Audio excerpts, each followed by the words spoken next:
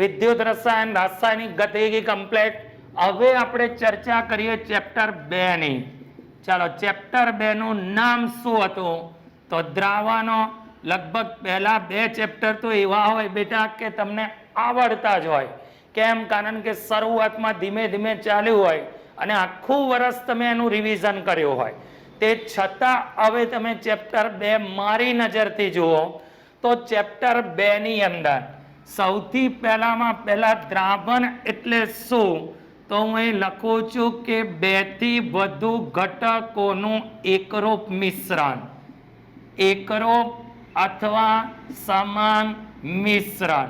મારે particular MCQ ની દ્રષ્ટિએ કરવાનું છે, એટલે ડિટેલમાં થિયરી ના આવડે તો તેલવારી થઈ, પણ એમાં જે મેન શબ્દ આવતો હોય એ મારા મગજમાં હોવો જોઈએ.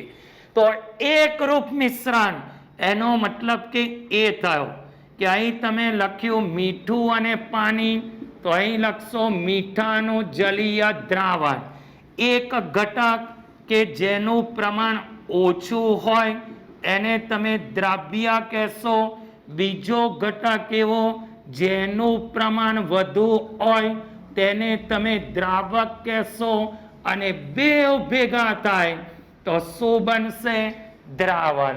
હવે તમારે દ્રાવણ બનાવવું હોય તો દ્રાવણ બનાવવા માટે ચાલો તમને ખબર છે કે દ્રાવણ બનાવવા માટેની કન્ડિશન કઈ? તો દ્રવ્ય અને દ્રાવક વચ્ચે આકર્ષક આંતરક્રિયા થવી જોઈએ. આંતરક્રિયા થવી જ જોઈએ. જો બંને એકબીજા પ્રત્યે આકર્ષણ ના ધરાવે ને તો જિંદગીમાં કોઈ દિવસ સમાન મિશ્રણ બને નહીં. તો અહીંયા આગળ આપણે લખવી છે લાક્ષણિકતા કે ભાઈ કોને કોની સાથે મજા આવશે? તો કે ધ્રુવીય દ્રાવ્ય, ધ્રુવીય દ્રાવક. ચાલો, ધ્રુવીયમાં દ્રાવ્ય હશે તો ધ્રુવીય દ્રાવક, ધ્રુવીય દ્રાવ્ય. બીજા નંબરમાં અધ્રુવીય દ્રાવ્ય, અધ્રુવીય દ્રાવકમાં દ્રાવ્ય હશે. ધ્રુવીયમાં, અધ્રુવીયમાં. ત્રીજા નંબરમાં તો મોટા ભાગના આયનીય પદાર્થો શેમાં દ્રાવ્ય હશે? પાણીમાં દ્રાવ્ય. પછી ચોથા નંબરની કન્ડિશન જોરદાર કે જે કાર્બનિક સંયોજનમાં OH હાજર હોય, જે કાર્બનિક સંયોજનમાં OH હાજર હોય એ પાણીમાં દ્રાવ્ય. હવે હું એમાં જ લખું છું OH ની સંખ્યા વધે તો એની દ્રાવ્યતા વધે. તો ક્યાંથી તમને ખબર પડી બેટા કે OH ની સંખ્યા વધે તો દ્રાવ્યતા વધે? તો તમને ખબર છે કે જે OH છે ને એ પાણીના અણુ સાથે આંતર આણ્વીય હાઇડ્રોજન બંધથી જોડાય. તો એનો મતલબ કે જેટલા OH વધારે હશે એટલા હાઇડ્રોજન બંધ વધારે બનવાના, એટલી એની પાણીમાં દ્રાવ્યતા પણ વધતી જશે. દાખલા તરીકે હું અહીંયા આગળ ઉદાહરણમાં સૌથી પહેલા લઉં છું ઇથેનોલ. ઓલ બોલાયો. બીજા નંબરમાં લઉં છું ઇથેન 1,2-ડાયોલ. 1,2-ડાયોલ જેને તમે કહો છો ઇથિલિન ગ્લાયકોલ. અને ત્રીજા નંબરની અંદર તમારું છે ગ્લિસરોલ. હવે ગ્લિસરોલ બોલો એટલે એને તમે કહી શકો પ્રોપેન 1,2,3-ટ્રાયોલ. ચાલો, તમને જોઈને ખબર પડે બેટા એકમાં ઓલ બોલાય છે, એકમાં ડાયોલ બોલાય છે, એકમાં ટ્રાયોલ. પણ જ્યારે તમને ચોથા નંબરની અંદર ઓપ્શનમાં જો ગ્લુકોઝ આપ્યો હોય તો તમને ખબર પડવી જોઈએ કે ગ્લુકોઝમાં ઓલ નથી બોલાતો. હવે તમે વિચારો કે ઓલ નથી બોલાતો તો તમે વિચારશો કે ગ્લુકોઝની દ્રાવ્યતા સૌથી ઓછી હશે. એવું નથી બેટા. આ ગ્લુકોઝનું બંધારણીય સૂત્ર CHO CHOH ના 4 CH2OH. એટલે નંબર OH ના જે છે એ ગ્લુકોઝમાં વધારે છે. તો અહીં આગળ મને કોઈ પૂછે દ્રાવ્યતા ક્રમ, તો ઇથેનોલ કરતા ઇથિલિન ગ્લાયકોલની વધારે, ઇથિલિન ગ્લાયકોલ કરતા ગ્લિસરોલની વધારે અને ગ્લિસરોલ કરતા ગ્લુકોઝની વધારે. કેમ? કારણ કે હાઇડ્રોજન બંધ વધશે તો તેની દ્રાવ્યતા વધશે. હવે હું એક વાક્ય લખું છું કે સમાંગ દ્રાવણ હોય તો એમાં જે ઘટક કણોનો વ્યાસ હશે ને 10⁻⁹ મીટર, એટલે 1 નેનોમીટર જેટલો હશે. કેટલા નેનોમીટર જેટલો હશે બેટા? 1 નેનોમીટર. તો આ તમારી ક્લિયર કોના વિશેની માહિતી થઈ? દ્રાવણ બનાવવા માટેની જરૂરિયાતો. હવે તમારી પાસે દ્રાવણ 3 પ્રકારના હોઈ શકે. એક છે ઘન દ્રાવણ, બીજું છે પ્રવાહી દ્રાવણ, ત્રીજું છે વાયુ દ્રાવણ. ચાલો, એમાં તમે દ્રવ્ય તરીકે, દ્રાવક તરીકે શું લેશો એની મારે ચર્ચા કરવાની છે. હવે જ્યારે ઘન બોલું ને ત્યારે દ્રાવક તરીકે મારું પ્રમાણ વધારે જોઈએ, પ્રવાહીમાં પ્રવાહીનું પ્રમાણ વધારે જોઈએ, કારણ કે અંતિમ સ્થિતિ મારે પ્રવાહી જોઈએ છે. અને વાયુમાં કયું વધારે જોઈશે? વાયુ. હવે હું અહીં લખું છું ઘન ઘન, તો કે તાંબુ અને જસતની મિશ્ર ધાતુ જેને કહેવાય પિત્તળ, જેને તમે ઇંગ્લિશમાં કહો છો બ્રાસ. પછી બીજા નંબરમાં લખું છું પ્રવાહી ઘન, તો અહીં લખું છું પારામાંથી બનાવેલ ઝીંક એમાલ્ગમ. તમે જુઓ, પહેલો શબ્દ જે મારો બોલાય છે એ લિક્વિડ બોલાયો અને બીજો શબ્દ બોલાયો તે ઘન બોલાયો. હવે વાયુ ઘન, તો હું અહીં લખું છું H2 વાયુનું PD પર અધિશોષણ. તો પહેલો વર્ષ મારો વાયુ આવ્યો, બીજો વર્ષ ઘન આવ્યો. હવે હું લખું છું ઘન પ્રવાહી, તો બધાને ખબર પડે ખોણ અને પાણી. પછી બોલે પ્રવાહી પ્રવાહી, તો કે પાણી અને આલ્કોહોલ બેવ લિક્વિડમાં હોય. પછી બોલે વાયુ પ્રવાહી, તો કે કાર્બન ડાયોક્સાઇડ અને પાણી, જેને તમે કહો છો સોડા વોટર. એટલે અહીં જે વર્ડ્સ બોલો ને બેટા, એ વર્ડ્સની ઇફેક્ટ આવવી જોઈએ. હવે બોલું છું ઘન વાયુ, તો કે કપૂરનું એન્ટોમાં મિશ્રણ. પછી બોલું છું પ્રવાહી વાયુ, તો અહીં તમે લખી શકો ક્લોરોફોર્મ નું એન્ટોમાં મિશ્રણ. અને વાયુ વાયુ બોલે તો અહીં લખીશું H2 નું એન્ટોમાં મિશ્રણ. એટલે પહેલો જે શબ્દ તમારો બોલાય એ ઓછું હોવું જોઈએ અને બીજા નંબરનું વધારે હોવું જોઈએ. અને જ્યારે તે જોડાય, કેવું મિશ્રણ બનાવવા જોઈએ બેટા? સમાંગ મિશ્રણ. એટલે કયું મિશ્રણ બનાવવા જોઈએ? સમાંગ મિશ્રણ. ક્લિયર? ત્યાર પછી આપણે ચર્ચા કરવાની હતી સાંદ્રતાના વિવિધ એકમો. ચાલો, સાંદ્રતાના એકમોમાં સૌથી પહેલો એકમ હતો મોલારિટી. તો મોલારિટીનું સૂત્ર હતું દ્રવ્યનું વજન છેદમાં અનુભાર ગુણ્યા 1000 છેદમાં દ્રાવણનું કદ. એ પણ કયા એકમમાં? મિલીમાં. તો અહીં તમે લખ્યું છે દ્રવ્યનો અનુભાર. બીજા નંબરની અંદર નોર્માલિટી, તો મારે લેવાનું છે અનુભારના બદલે તુલ્ય ભાર. અનુભારના બદલે તુલ્ય ભાર. અહીં તમારું આવશે દ્રાવણનું કદ, એ પણ મિલીમાં. તો તુલ્ય ભાર તમે કઈ રીતે શોધી શકતા હતા? આ તો આવડે જ બેટા.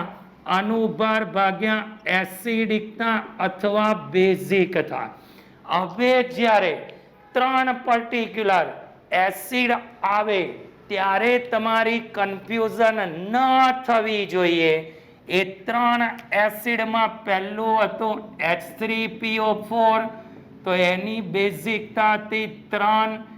H3PO3 તો એની 2. H3PO2 તો એની 1. પછી તમે એક ડાયરેક્ટ સૂત્ર બન્યા હશે, નોર્માલિટી એસિડિકતા બેઝિકતા ગુણ્યા મોલારિટી. તો મને કોઈ કે 0.3 નોર્મલ H3PO3 ની મોલારિટી કેટલી, તો મને 1 મિનિટમાં આવડી જવું જોઈએ. આ મોલારિટી આ 0.3 2 ગુણ્યા m, તો મોલારિટી આવશે 0.15. ક્લિયર? પછી ત્રીજા નંબરમાં હતું જેનું નામ છે ફોર્માલિટી. હવે તમે એવું વિચારો કે આટલા બધા સૂત્રો છે. બેટા આટલા બધા સૂત્રો નથી. મોલારિટીમાં અનુભાર આવ્યો, નોર્માલિટીમાં તુલ્યાભાર આવ્યો. જ્યારે ફોર્માલિટી બોલો ત્યારે દ્રવ્યનું વજન છેદમાં દ્રવ્યનો સૂત્રભાર ગુણ્યા 1000 છેદમાં દ્રાવણનું કદ, એ પણ કયા એકમમાં? મિલીમાં. હવે તમારે સૂત્રભાર માટે આને યાદ રાખજો. પોટેશ એલમનું અનુસૂત્ર કે તો પોટેશ એટલે પોટેશિયમ સલ્ફેટ, એલમ એટલે એલ્યુમિનિયમ સલ્ફેટ સાથે પાણીના 24 અણુ. એનો મને કોઈ અનુભાર પૂછે તો 948 ગ્રામ બાય મોલ. મને કોઈ પૂછે કે એનો પ્રમાણ સૂચક સૂત્ર કયો, તો પ્રમાણ સૂચક સૂત્ર માટે આમાંથી બગડો કોમન નીકળી ગયો તો આવશે KAlSO4 ના 2 સાથે પાણીના 12. મને કોઈ સૂત્રભાર પૂછે ને તો મારે અનુભારને 2 વડે ભાગવું પડે, તો એનો આવશે 474 ગ્રામ બાય સૂત્રભાર. તો મને બિલકુલ તકલીફ ન પડી બેટા. હું અનુભાર મૂકું તો મોલારિટી મળે, તુલ્યાભાર મૂકું તો નોર્માલિટી મળે, સૂત્રભાર મૂકું તો ફોર્માલિટી મળે. ક્યાં 3 સૂત્ર કરવાની જરૂર છે? પછી ચોથા નંબરમાં તો અહીં બધાની ભૂલ પડે છે મોલાલિટી. તો આને ગુજરાતીમાં શું વંચાય? 1 કિલોગ્રામ દ્રાવકમાં 1 મોલ દ્રવ્ય. આટલું આવડે એટલે પતી ગયો. અહીં તમે લખ્યું છે દ્રાવક, તો મારું મોલનું સૂત્ર તો આવશે વજન છેદમાં અનુભાર ગુણ્યા 1000 છેદમાં આવશે દ્રાવકનું વજન, એ પણ ગ્રામમાં. કારણ કે મેં કિલોગ્રામ માટે ઉપર 1000 લખી દીધા છે, એટલે ફરી મારે કિલોગ્રામમાં લેવાની જરૂર નથી. ત્યાર પછી તમે ભણ્યા હતા વજન વજન વજન કદ કદ કદથી ટકાવારી. તો હવે તમારો 5મા નંબરમાં આવ્યો કયો? તો વજન વજનથી ટકા, જેને કહેવાય WO. 100 ગ્રામ વંચાય કઈ રીતે? એને 100 ગ્રામ દ્રાવણમાં ઓગાડેલ દ્રવ્યનું વજન, એને તમે કહી શકો વજન વજનથી ટકા. ચાલો સૂત્ર તો તમને અંદરથી મળી ગયો. આને કહેવાય 100. ઉપર વેટ એટલે દ્રવ્યનું વજન અને નીચેનું વેટ એટલે દ્રાવણનું વજન. પણ બંનેનો એકમ કયો હોવો જોઈએ બેટા? ગ્રામ. પછી છઠ્ઠા નંબરમાં કદ કદથી ટકા, જેને કહેશો ટકા V/V. અહીં ગુજરાતીમાં તમારું શું વંચાય? 100 મિલી દ્રાવણમાં ઓગાળેલા દ્રાવ્યનું કદ, એટલે એને તમે કહેશો કદ, કદથી ટકા. તો હવે તમારા સૂત્રમાં ઉપર વી આવ્યો એટલે દ્રાવ્યનું કદ, નીચે વી આવ્યો એટલે દ્રાવણનું કદ. કયા એકમમાં આવશે? મિલીમાં. હવે કોઈ મને કે વજન કદથી ટકા. ચાલો, ટકા W/V. તો વજન કદથી ટકા કઈ રીતે શોધાય? તો W/V, અહીં પહેલા વાક્ય લખો. ચાલો, શું આવશે? 100 મિલી દ્રાવણમાં, 100 મિલી દ્રાવણમાં ઓગાળેલ દ્રવ્યનું વજન. હવે તમને કહું કે એનું સૂત્ર લખો તો 100 ઉપર W છે એટલે દ્રવ્યનું વજન, અને નીચે વી છે એટલે દ્રાવણનું કદ, જેનો એકમ આવશે મિલી. તો પહેલા 3 સૂત્ર કોમન બન્યા, બાકીના 3 સૂત્ર અંદરથી મળી ગયા. એટલે 3 ને 3 6 તો પતી ગયા, બરાબર. મોલારિટીમાં, અનુભાર નોર્માલિટીમાં, તુલ્યભાર ફોર્માલિટીમાં, સૂત્રભાર મોલાલિટીમાં દ્રાવકનું વજન. આ 3 તો મારે મોડે કરવાની જરૂર નથી, કારણ કે અંદરથી મને ખબર પડે છે કે મારે કઈ રીતે એનું સૂત્ર બનાવવાનું છે. પછી તમારું સૂત્ર હતું મૂળ અંશવાળો. ચાલો, મૂળ અંશનો મતલબ શું? તો મૂળ અંશ આવડે જ છે બેટા, 11, 12 બેઉ ધોરણમાં ભણેલા છે આપણે. મૂળ અંશનો મતલબ શું? ઘટકના પોતાના મૂળ છેદમાં કુલ મૂળની સંખ્યા.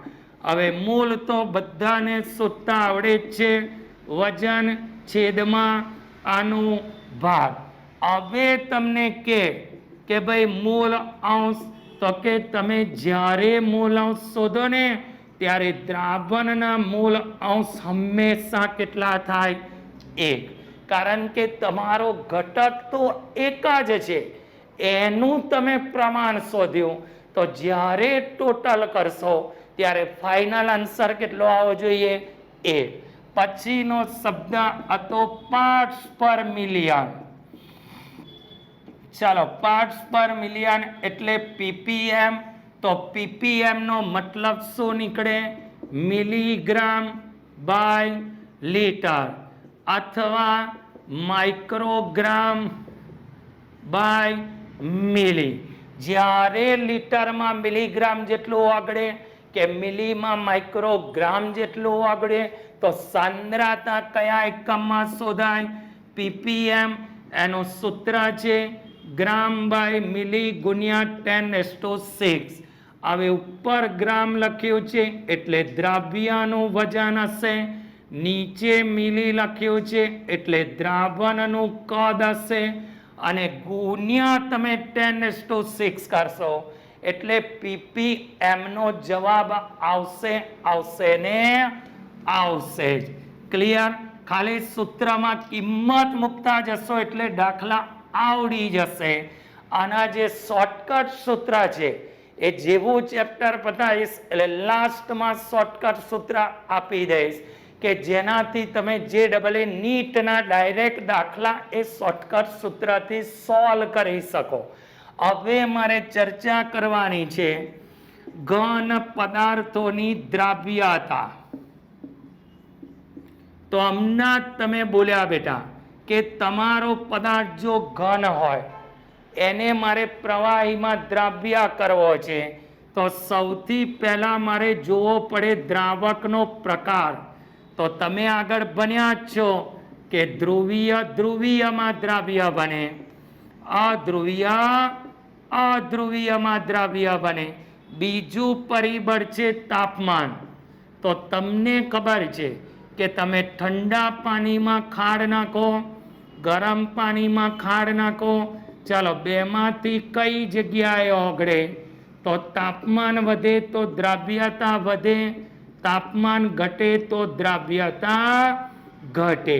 કારણ કે શરબત બનાવતી વખતે હલાવવું પડે છે, પણ ચા બનાવતી વખતે તમારે મહેનત કરવી પડતી નથી. એનો રીઝન શું? ટેમ્પરેચર વધારે હોય તો ઓટોમેટિક બેટા દ્રાવ્યતા વધશે વધશે ને વધશે. હવે મારે ચર્ચા કરવાની છે વાયુમય દ્રાવ્ય ની પ્રવાહી દ્રાવકમાં દ્રાવ્યતા. બરાબર, વર્ષની ઇફેક્ટ પકડો. આની અંદર સીધું જ તમારે ઉદાહરણ લઈ લેવાનું સોડા વોટર. ચાલો એક જ મિનિટમાં આવડે. પહેલું પરિબળ કયો? તો તાપમાન. ચાલો તમે જેવું ટેમ્પરેચર વધારશો એટલે વાયુ બહાર નીકળી જવાનો, અને જેવું તમે ટેમ્પરેચર ઘટાડશો એટલે વાયુને મજા પડી જવાની. કારણ કે તમે આગળ લખો છો કોલ્ડ ડ્રિંક્સ, એટલે જેટલું ટેમ્પરેચર ઓછું હશે ને બેટા એટલી એની સોલ્યુબિલિટી દ્રાવ્યતા વધારે હશે. બીજું પરિબળ છે દબાણ. તો આ તો તમને ખબર જ છે કે દબાણ વધે તો દ્રાવ્યતા વધે, દબાણ ઘટે તો દ્રાવ્યતા ઘટે. કારણ કે દબાણ પર ડિપેન્ડ કરશે કે એ વધારે આપશો. દાખલા તરીકે કોઈ એવું કે મારે સ્ટ્રોંગ સોડા પીવી છે તો સામેવાળો પ્રેશર વધારે આપશે તો સ્ટ્રોંગ બની જશે. અને કોઈ કે મારે લાઇટ સોડા પીવી છે તો પ્રેશર ગિવન લેસ, તો એનો મતલબ કે દ્રાવ્યતા ઓછી થશે. આનો અભ્યાસ કયા વૈજ્ઞાનિકે કર્યો? હેનરી. ચાલો, હેનરીનો નિયમ સિમ્પલ છે. અહીં મારે નિયમ વાંચવા નહીં બેહવાનું, ડાયરેક્ટ સૂત્ર. શું સૂત્ર હતું? તો અહીં હું લખીશ નિયત તાપમાને, બરાબર છે, વાયુનું આંશિક દબાણ એ તેના મૂળ અંશના સમપ્રમાણમાં. જ્યાં મૂળ અંશને મેં કોના સંદર્ભમાં લીધું છે? દ્રાવ્યતા. હું એને કાઢી નાખું તો અહીં તમારો આવશે હેનરી અચળાંક. હવે જ્યારે એને હું રેખા સાથે સરખાવું, y બરાબર mx પ્લસ સી, તો અહીં તમારો આંશિક દબાણ વિરુદ્ધ મૂળ અંશનો આલેખ, ઉગમ બિંદુમાંથી પસાર થતી સીધી રેખા, કારણ કે આંતરછેદ 0 છે. જ્યારે આંતરછેદ 0 આવે ત્યારે સમજી જવાનું કે તમારો આલેખ ઉગમ બિંદુમાંથી પસાર થતી સીધી રેખા જ હશે. તો અહીં તમારો પી વિરુદ્ધ એક્સ નો આલેખ. ચાલો, પહેલો એમસીક્યુ સીધી રેખા, ઢાળ પૂછે તો KH, અને આંતરછેદ પૂછે તો કેટલો આવશે બેટા? 0. હવે હું તમને કહું કે તમારું ટેમ્પરેચર બદલાય તો KH બદલાય. બીજા નંબરની અંદર હું અહીં લખું છું તાપમાન વધે. હવે તમારું સૂત્ર કયું હતું? P બરાબર KH ઇન્ટુ X, તો X બરાબર P/KI. તાપમાન વધે, KH વધે, દ્રાવ્યતા ઘટે. અને બીજો શબ્દ છે તાપમાન ઘટે, KH ઘટે તો દ્રાવ્યતા વધે. હવે તમે આ હેનરીના નિયમને કઈ જગ્યાએ ઉપયોગમાં લીધો? તો એ કંઈ શીખવાડવાની જરૂર નથી, તમને ખબર જ છે કે ઠંડા પીણામાં દ્રાવ્યતા વધારવા માટે, બરાબર, ઔદ્યોગિક ક્ષેત્રે, જૈવ રાસાયણિક ક્ષેત્રે, પછી ઓક્સિજનનો સિલિન્ડર શરૂઆતમાં શું કરતા હતા? તો 98% હિલિયમ સાથે 2% ડાયઓક્સિજન. જ્યારે હાલમાં, બરાબર, હાલમાં શું? તો કે 11.7% હિલિયમ, 56.2% ડાયનાઇટ્રોજન, 32.1% ડાયઓક્સિજન. ત્યાર પછીનો ટોપિક છે જેનું નામ છે સંખ્યાત્મક ગુણધર્મો. બરાબર છે? આના પરથી MCQ આવે જ છે. સંખ્યાત્મક ગુણધર્મ એટલે શું? તો કે ભાઈ કણોની સંખ્યા. હવે મારે ખાલી અહીં આટલું પકડી રાખવાનું છે. જો કણોની સંખ્યા વધે, બાષ્પ દબાણ ઘટે, ઉત્કલન બિંદુ વધે, ઠાર બિંદુ ઘટે અને અભિસરણ દબાણ, એ દબાણમાં પણ શું થશે બેટા? ફેરફાર. હવે કોઈ પણ મને પ્રશ્ન પૂછે, બરાબર, glucose, sucrose, fructose, maltose, lactose, galactose, urea, આ બધામાં કણોની સંખ્યા એક હશે. પણ જ્યારે તમને કોઈ આવું કોમ્પ્લેક્સ કમ્પાઉન્ડ આપે તો બોક્સને ઓલવેઝ એક ગણવાનું અને અહીં જે હોય તે, તો તમારા કણોની સંખ્યા આમાં કેટલી થશે? 5. તો આ તમારો કયો ટોપિક ક્લિયર થયો બેટા? સંખ્યાત્મક ગુણધર્મ. આ વાક્ય પ્રમાણે તમે કોઈ પણ ક્વેશ્ચન સોલ્વ કરી શકો કે કોનું ઉત્કલન બિંદુ વધારે છે, કોનું ઠાર બિંદુ ઓછું છે, કોનું બાષ્પ દબાણ વધારે છે, કોનું અભિસરણ દબાણ કેટલું છે. ક્લિયર? હવે ત્યાર પછી બાષ્પ દબાણ માટે હતો રાઉલ્ટનો નિયમ.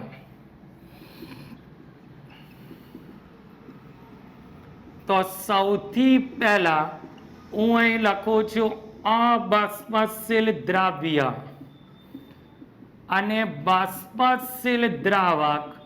તો એના માટે સૂત્ર હતું બાષ્પ દબાણમાં થતો સાપેક્ષ ઘટાડો તેમાં ઓગાળેલા દ્રાવ્યના મૂળ અંશ જેટલો હોય. જ્યાં તમે P01 એટલે પાણીનું બાષ્પ દબાણ મૂકી શકો, P1 એટલે દ્રાવણનું બાષ્પ દબાણ મૂકી શકો, N1 એ 1 લેવાનું દ્રાવક માટે, આખું ચેપ્ટર પત્તા સુધી દ્રાવક માટે 1 અને 2 લેવાનું દ્રાવ્ય માટે. હવે હું એનું શોર્ટકટ સૂત્ર લખું તો અહીં તમારું શું આવી જશે? N2 ના છેદમાં N1. પણ કોઈ N2 ના આપે તો વજન છેદમાં અનુભાર, વજન છેદમાં અનુભાર. ક્લિયર? હવે રાઉલ્ટના નિયમની મર્યાદા કઈ હતી? તો પહેલી મર્યાદા અતિ મંદ દ્રાવણ ને લાગુ પડે. બીજો શબ્દ છે આદર્શ દ્રાવણ ને લાગુ પડે. ઉષ્માનો ફેરફાર 0 હોય એને લાગુ પડે. કદનો ફેરફાર 0 હોય એને લાગુ પડે. અને છેલ્લી કન્ડિશન એન્ટ્રોપીનો ફેરફાર જિંદગીમાં 0 ના થાય. તો આ તમારું કોના માટે રાઉલ્ટનો નિયમ? અબાષ્પશીલ દ્રાવ્ય અને બાષ્પશીલ દ્રાવક માટે કોનો નિયમ આવે બેટા? રાઉલ્ટનો નિયમ. હવે કોઈ મને એવું કે મારે બીજા નંબરમાં રાઉલ્ટનો નિયમ લખવો છે. અહીં હું લખું છું દ્રાવ્ય અને દ્રાવક બાષ્પશીલ પ્રવાહી હોય. બરાબર? થિયરી તો તમે આખી બનેલા છે. હવે બેવ બાષ્પશીલ હોય એટલે બેવમાંથી બાષ્પ નીકળે એટલે બેવ ઉપર આધાર રાખે. તો હું અહીં આગળ કન્ડિશન લખું છું કે દ્રાવકને 1 લઉં તો P1 બરાબર P01 x1, દ્રાવ્યને 2 લઉં તો P2 બરાબર P02 x2. ડાલ્ટન મુજબ કુલ બાષ્પ દબાણ એટલે બંને ઘટકના આંશિક દબાણનો સરવાળો. એટલે અહીં તમે ઓછા માટે 2 ધારી લો, વધારે માટે 1 ધારી લો. પછી તમે આ સૂત્ર એપ્લાય કરો તો કુલ દબાણ મળે. હવે જ્યારે તમને ખબર છે બેટા કે x1 ની કિંમત 1 - x2 મૂકી શકું અને બીજા નંબરમાં x2 ની કિંમત 1 - x1 મૂકી શકો. તો હવે જ્યારે તમે x1 માટે કિંમત મૂકો છો તો x1 રહેશે.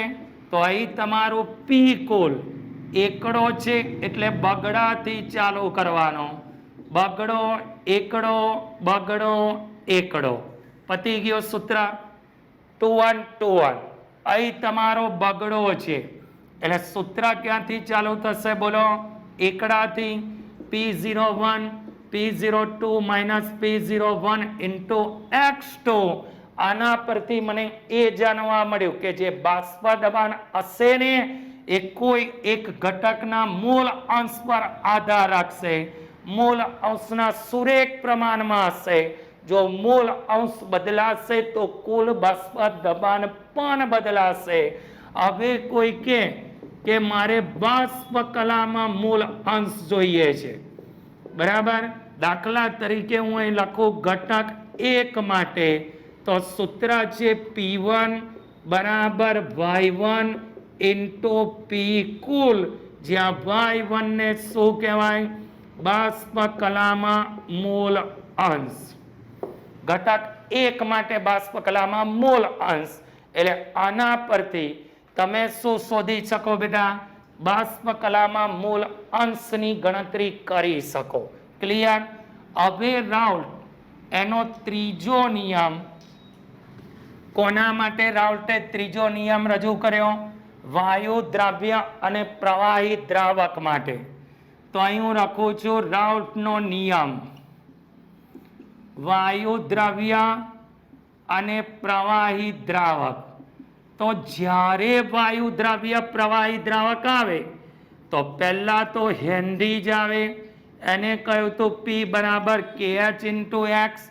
જ્યારે તમે રાઉલ્ટનો નિયમ લો ત્યારે P બરાબર P0 into X. તો અહીં બંનેમાં માત્ર શું જુદું પડ્યું? અચળાંક. તો જ્યારે વાયુ દ્રવ્ય પ્રવાહી દ્રાવકમાં દ્રવ્ય કરો ત્યારે અનુક્રમે હેનરી અને રાઉલ્ટના નિયમને અનુસરે.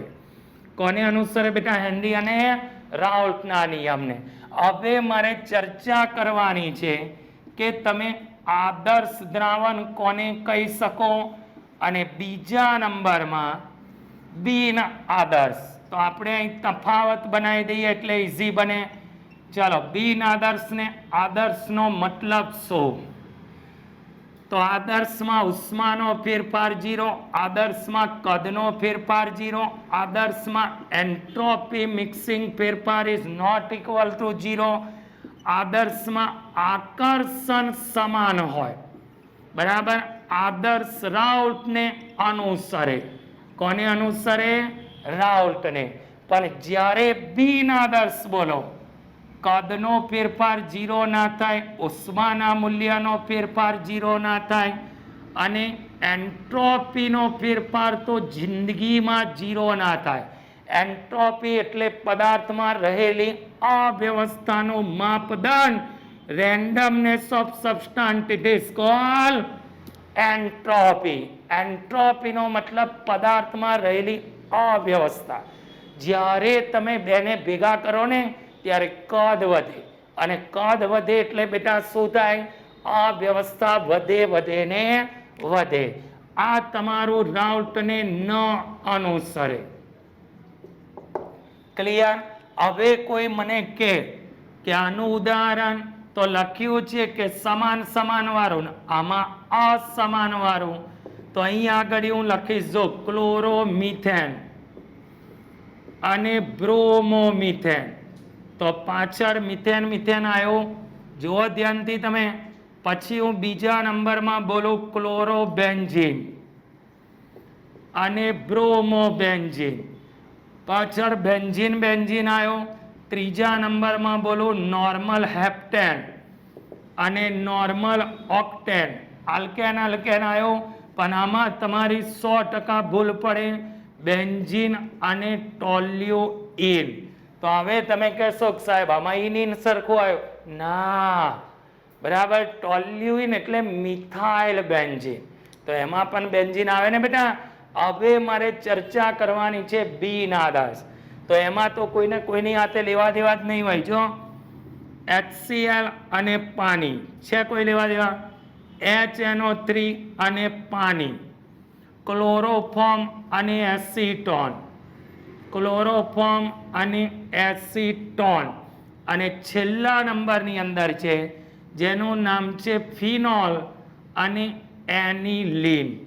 એટલે આદર્શ એટલે કાયદેસર આદર્શ હોય, અને બિન આદર્શ એનો મતલબ આદર્શમાં શબ્દો સેટ થશે, જ્યારે બિન આદર્શમાં શબ્દોનું સેટિંગ થશે નહીં. હવે તમે બન્યા છો રાઉટના નિયમથી ધન વિચલન અને ઋણ વિચલન. તો ધન અને ઋણનો મતલબ શું છે બેટા? મારે ખાલી બે જ શબ્દ પકડવાના છે.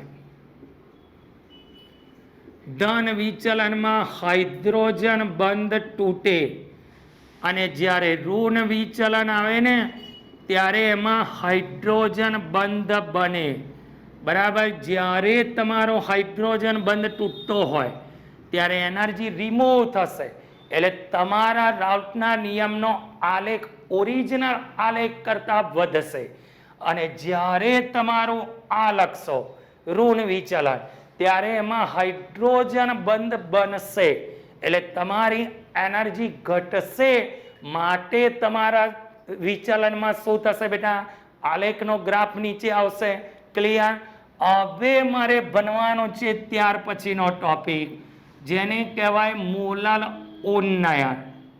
આ તો એકદમ સિમ્પલ ટોપિક છે. ચાલો, મોલલ ઉન્નયનનો મતલબ શું? ઉન્નયન એટલે ઉત્કલન બિંદુમાં વધારો, જેને તમે કહો છો ડેલ્ટા ટીબી. અચળાંકને તમે કહો છો કેબી. એનો આધાર કોના પર છે? તો અહીં આધાર લખું છું કે આધાર એ દ્રવ્યની મોલલ સાંદ્રતા પર છે. તો તમે આવું લખી શકો કે ઉત્કલન બિંદુનો વધારો એ મોલલ સાંદ્રતાના સમપ્રમાણમાં.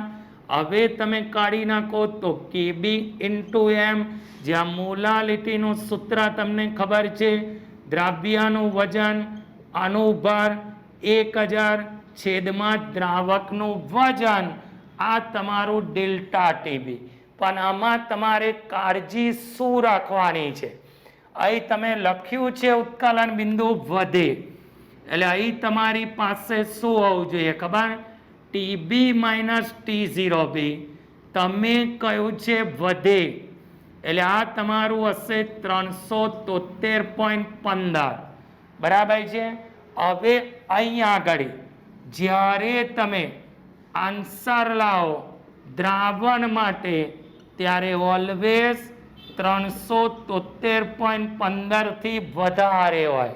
કેમ? તમે બોલો છો ઉત્કલન બિંદુમાં શું થાય? વધારો. ત્યાર પછી તમે કહેશો ઠાર બિંદુમાં ઘટાડો, તો એને કહેવાય મોલલ અવનયન અચળાંક. ચાલો, અવનયનનો મતલબ શું? તો કે ઠાર બિંદુમાં ઘટાડો, એટલે ફ્રીજમાં લઈ ગયા તો અહીં તમારું ઘટ્યું, એટલે દ્રાવકમાંથી દ્રાવણનું માઇનસ થશે. અચળાંક એટલે કેએફ કોના પર આધાર રાખે? તો કે દ્રવ્યની મોલલ સાંદ્રતા. એનો મતલબ કે સૂત્ર તો એ જ રીતે બેટા પ્રૂવ થશે. આને હું કાઢી નાખું તો કેએફ ઇન્ટુ એમ. હવે એમની કિંમત મૂકો તો આવશે દ્રવ્યનું વજન છેદમાં અનુભાર ગુણ્યા 1000 ભાગ્યા દ્રાવકનું વજન. હવે જ્યારે આનો આન્સર લાવો ને, તો આન્સર દ્રાવણ માટે ઓલવેઝ લેસ ધેન 273.15. કેમ? તમને ખબર છે કે દ્રાવણનું ઉત્કલન બિંદુ ઘટશે, અરે ઠાર બિંદુ ઘટશે. હવે બંનેનો મને કોઈ એસઆઈ એકમ પૂછે તો કેલ્વિન કિલોગ્રામ મોલ ઇનવર્સ. એટલે એસઆઈ એકમ કેટલો આવશે બેટા? Kelvin kilogram mall inverse. તો અવનયન પત્યું, ઉન્નયન પત્યું. હવે મારે ચર્ચા કરવાની છે અભિસરણ દબાણની. ચાલો, અભિસરણ દબાણનો મતલબ શું? તમને ખબર છે બેટા? અભિસરણ દબાણ પહેલા હું અભિસરણ શબ્દ બનો. ચાલો, તમારી પાસે બે પ્રકારના દ્રાવણ છે. ઓછી સાંદ્રતા વાળું દ્રાવણ, આ બાજુ લખો છો વધુ સાંદ્રતા વાળું દ્રાવણ, અથવા કરીને લખો છો દ્રાવક અને દ્રાવણ. વચ્ચે તમે મૂકી દીધો અર્ધપારગમ્ય પડદો. હવે અર્ધપારગમ્ય પડદો તો એની કન્ડિશન શું છે? તો કે દ્રવ્ય પસાર થતો નથી, માત્ર દ્રાવક પસાર થાય છે. પહેલા હું પડદા વિશે ભણી લઉં. એના ઉદાહરણમાં તમને ખબર છે cellophane paper, butter paper, parchment paper, પછી પ્રાણીઓમાં મૂત્રાશયની કોથળી. અને કોઈ મને પૂછે ઉત્તમ પડદો કયો, તો ઉત્તમ પડદો છે કોપર ફેરોસાયનાઇડ. ચાલો, કોપર ફેરોસાયનાઇડનું સૂત્ર CO2FeCN6 કોપર હેક્સાસાયનોફેરેટ III. ક્લિયર? હવે ધ્યાનથી વિચારો બેટા કે જ્યારે તમે આને અર્ધપારગમ્ય પડદાના સંપર્કમાં લાવશો ત્યારે ઓછાથી વધારે બાજુ જશે અથવા તો દ્રાવકથી દ્રાવણ બાજુ જશે. આ કેવો પ્રવાહ જશે? સ્વયંભૂ પ્રવાહ. આ ઘટનાને શું કહેવાય બેટા? અભિસરણ. તમે આ ઘટનાનો ઘણી જગ્યાએ અભ્યાસ કર્યો છે. હવે કઈ કઈ જગ્યાએ અભિસરણનો અભ્યાસ કર્યો છે તો તમને ખબર છે કે જ્યારે તમે સૂકી દ્રાક્ષને પાણીમાં નાખો ફૂલી જાય, મુરઝાયેલા પુષ્પને પાણીમાં નાખો ખીલી જાય, બરાબર છે. વનસ્પતિ દ્વારા મૂળ દ્વારા પાણીનું શોષણ, અભિસરણ, જુદા જુદા ભાગમાં પહોંચો અભિસરણ. પણ હું આને મોડે કરીશ કે તમારી પાસે રક્તકણ હોય, એને પાણીમાં નાખતા એ ફૂલે છે કારણ કે પાણી અંદર જશે. અને જ્યારે હું ક્ષારીય પાણીમાં નાખીશ ત્યારે અંદરનું લિક્વિડ બહાર આવશે તો એ શું થઈ જશે બેટા? સંકોચાઈ જાય. શું થાય? સંકોચાઈ જાય. હવે મારે ચર્ચા કરવાની છે કે અહીં આગળ હું તમને પર્ટિક્યુલર આવું આપું કે અહીં વચ્ચે છે સેમી પરમિએબલ મેમ્બ્રેન, જેને કહેવાય અર્ધપારગમ્ય પડદો. ચાલો, આ બાજુ તમે લીધું છે પાણી, આ બાજુ લીધું 0.1 મોલર કોપર સલ્ફેટ. તો કઈ બાજુથી કઈ બાજુ જશે? પાણીથી કોપર સલ્ફેટ બાજુ. પણ ધારો કે બીજા નંબરની અંદર આ તમારો અર્ધપારગમ્ય પડદો, અહીં તમે 0.1 મોલર લીધો, અહીં 0.01 મોલર લીધો, તો જશે ઓછી સાંદ્રતાથી વધુ સાંદ્રતા તરફ. હવે એમાં જો નીચે લખો છો કે મારે ભણવો છે ટોપિક અભિસરણ દબાણ વિશે. ચાલો, અભિસરણ દબાણનો મતલબ શું? તો જેના દ્વારા અભિસરણની ઘટના અટકાવી શકાય, જેના દ્વારા અભિસરણ અટકાવી શકાય તેને તમે કહેશો અભિસરણ દબાણ. હવે અભિસરણ દબાણ માટે વોન્ટ હોપ અને ફેફરે નામના વૈજ્ઞાનિકે એક વિધાન આપ્યું છે. કયું વિધાન? તો કે દ્રાવણમાંનું દ્રવ્ય વાયુની જેમ વર્તે. બરાબર છે? જે તે તાપમાને તે દ્રાવણ જેટલું કદ ધારણ કરે. કોના જેટલું કદ ધારણ કરશે બેટા? દ્રાવણ જેટલું. હવે એ અભિસરણ દબાણ જેની સંજ્ઞા છે પાઈ. સૌથી પહેલો વૈજ્ઞાનિક જેનું નામ છે બોઇલ વોન્ટ હોપ. ચાલો, બોઇલ એટલે મરઘીનું ઈંડું, બાફેલું. તો બોઇલ કેવું હતું? તો કે સ્પાઇસી હતો. પતી ગયો નિયમ. બરાબર છે. કંટ્રોલ આ લેવા મોડે કરવાનો. અંદર જ જવાબ છે. બોઇલ કેવું હતું? સ્પાઇસી. એટલે દ્રાવણનું અભિસરણ દબાણ એ તેની મોલર સાંદ્રતાના સમપ્રમાણમાં. કઈ સાંદ્રતા બેટા? મોલર. હવે હું એને 1/V પણ લખી શકું, જ્યાં તમને ખબર છે કે સાંદ્રતા એટલે મોલ બાય લીટર, n એટલે દ્રાવ્યના મોલ હું 1 લઈ લઉં. હવે બીજા નંબરમાં તો ગેલ્યુસેક વોન્ટ હોપ છે બેટા. હા કે તો ગેલ્યુસેક કે તો બોઇલ સ્પાઇસી હતું, ગેલ્યુસેક ની ફાટી ગઈ. તો એનો મતલબ અહીં તમારી સાંદ્રતા અચળ છે, એટલે અભિસરણ દબાણ એ તેના નિરપેક્ષ તાપમાનના સમપ્રમાણમાં. હવે ત્રીજા નંબરની અંદર કયો વૈજ્ઞાનિક? તો એવોગેડ્રો. તો તમને ખબર છે બેટા કે એવોગેડ્રો વોન્ટ હોપ. તો સમાન સમાન સમાન, તો બધાનું સમાન, તો બધું જ સમાન. તો ત્રીજા નંબરમાં છે એવોગેડ્રો વોન્ટ હોપનો નિયમ. હવે એવોગેડ્રો સમાન તાપમાને સમાન અભિસરણ દબાણ ધરાવતા સમાન કદના જુદા જુદા દ્રાવણમાં મૂળ અણુની સંખ્યા સમાન હોય તો આ તમારું છે મૂળ અણુની સંખ્યા. હવે જ્યારે તમે 1, 2 અને 3 ને ભેગા કરો તો પાઈ ચલે છે NT/V. કાઢી નાખો તો nRT/V, જ્યાં n એટલે શું? દ્રાવ્યનું વજન છેદમાં અણુ પર. તો બગડો લેવાનો દ્રાવ્ય માટે R ની કિંમત 0.080314. દ્રાવણનું કદ લેવાનું લીટરમાં અને અભિસરણ દબાણ તમારું આવશે 12 માં. તો આ તમને શેમાં કામ લાગે? કિંમત આપી હોય મૂકીને દાખલો ગણવા કામ લાગે. પકડીને મૂકી દો એટલે બહાર આવી જાય બેટા. બરાબર છે. તો જેવું તમને કોઈ રકમ પૂછે તમારે ધ્યાનથી વાંચવાનું, સૂત્રમાં કિંમત એપ્લાય કરવાની, એટલે તમને મળી જશે જવાબ. એટલે શું મળી જશે? જવાબ. વિકી સર કંઈક તો બોલો યાર. એટલે જવાબ મળી જાય. શું મળી જાય? જવાબ મળી જાય. આ તમારું અભિસરણ દબાણનું સૂત્ર છે.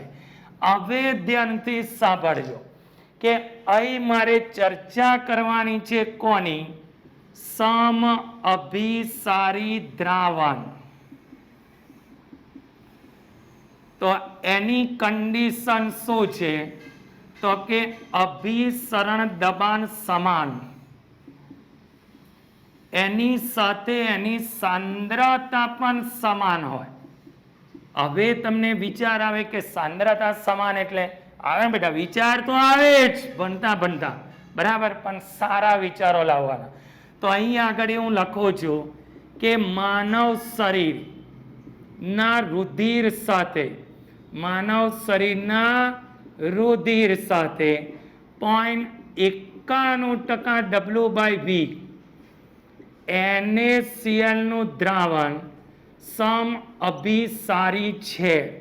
તો તમને ખબર છે બેટા કે આપણે જે મીઠું ખાઈએ છીએ ને એનાથી બ્લડ પ્રેશર કંટ્રોલ થાય છે. બરાબર છે. ઘણી વખતે લોકો એવું કહે છે કે મારું બીપી વધી ગયું. બેટા બીપી એટલે બ્લડ પ્રેશર. બરાબર. તો બ્લડ પ્રેશર કંટ્રોલ ક્યારે રહે? જ્યારે 100 મિલી રુધિરમાં 0.91 ગ્રામ NaCl હોય. પછી ઘણા લોકોને બહુ ખારું ખાવાની ટેવ હોય તો બેટા એ તો પતી જાય. બરાબર. હવે બીજા બે શબ્દ છે, એક છે હાઇપરટોનિક અને બીજું છે હાઇપોટોનિક.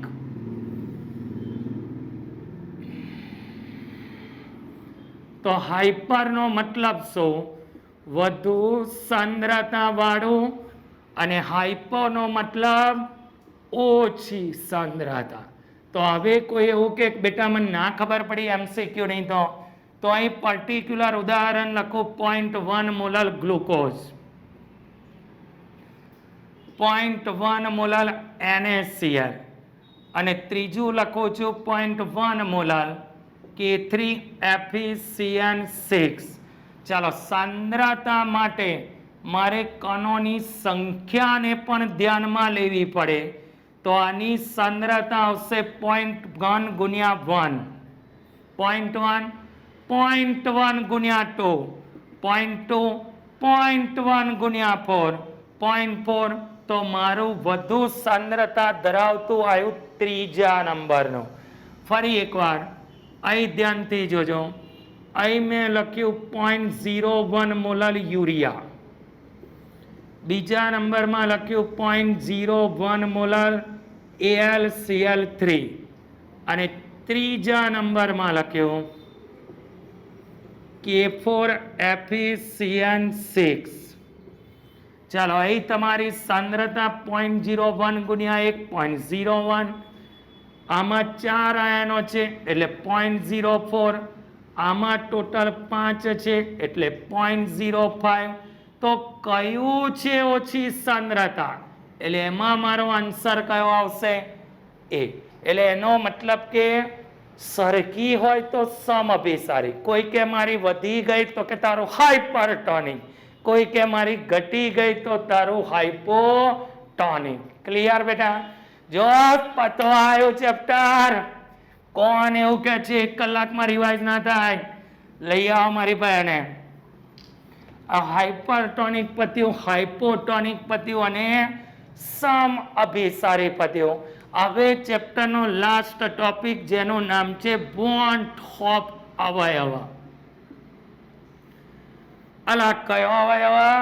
વોન હોપ અવયવ.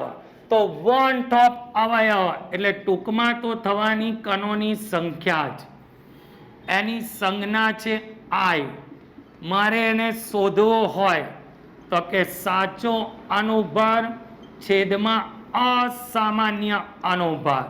તમે આ રીતે શોધી શકો, અથવા તો તમે અહીં લખશો પ્રાયોગિક સંખ્યાત્મક ગુણધર્મ છેદમાં સૈદ્ધાંતિક સંખ્યાત્મક ગુણધર્મ. પણ હું કામ બેટા મગજ બગાડવાનું? આની જગ્યાએ તમે સીધું એને કઈ રીતે ગણી શકો? તો તમારા જે સૂત્ર છે ને, એ સૂત્રમાં તમારે સીધો જ I ચોંટાડી દેવાનો.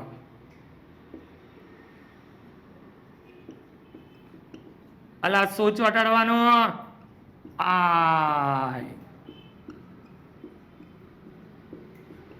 ઉન્નયન, અવનયન અને છેલ્લો શબ્દ હતો અભિસરણ દબાણ. તો મારે કામ શું કરવાનું બેટા? મારી પાસે રાઉટનું સૂત્ર હતું, અહીં હું I ચોંટાડી દઉં.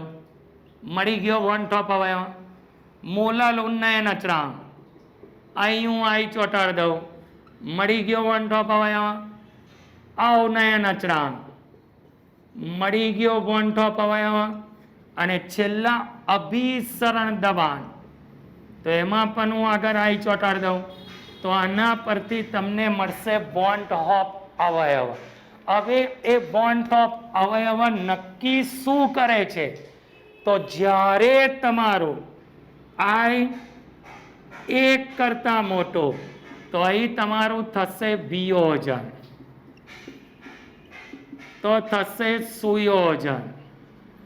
અને I બરાબર 1 તો તમારું દ્રાવણ આદર્શ દ્રાવણ હશે. બરાબર? વિયોજન એટલે વધે, સુયોજન એટલે ઘટે, અને વધે કે ઘટે ના તો આન્સર 1 આવે. હવે મારે ચર્ચા કરવાની છે વિયોજન અંશની. આલ્ફા I-1 N-1, જ્યાં I ને કહેવાય વોન્ટ હોપ અવયવ અને N ને કહેવાય કણોની સંખ્યા. ક્લિયર? અને જ્યારે તમે સંયોગમાંનાંશ શોધો, અથવા તો શું શોધો બેટા? સુયોજનાંશ. થઈ ગયું વિયોજન અને સુયોજન. તો અહીં તમારું દ્રાવણ વાળું ચેપ્ટર પણ બેટા ખતમ થઈ ગયો. ક્લિયર? તો હવે આના જેટલા દાખલા છે, જો તમારા કોર્સમાં દાખલા ગુજકેટમાં 1 માર્કનું એક જ ક્વેશ્ચન પૂછાય, એટલે પહેલા, બીજા, ત્રીજા, ચોથાના દાખલા જેવી તમારી થિયરી બધી જ કમ્પ્લીટ થઈ જશે. એટલે લાસ્ટ વિડિયો લેક્ચરો જે હશે એમાં આના જેટલા ગુજકેટને લગતા દાખલા અત્યાર સુધીના વર્ષોમાં છે એ બધાને આપણે કનેક્ટ કરી દઈશું. તો ક્લિયર બેટા?